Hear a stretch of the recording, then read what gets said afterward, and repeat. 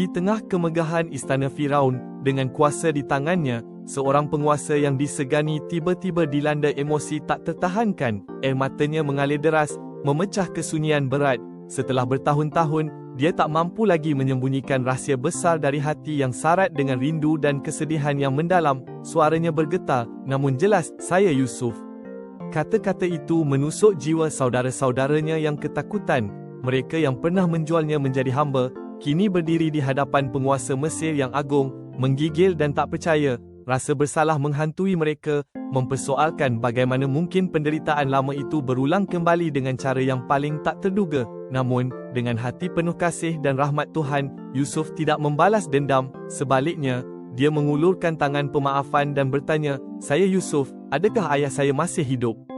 Ini bukan tentang kepahitan masa lalu, tetapi tentang kasih dan rancangan Tuhan yang mengatasi segalanya.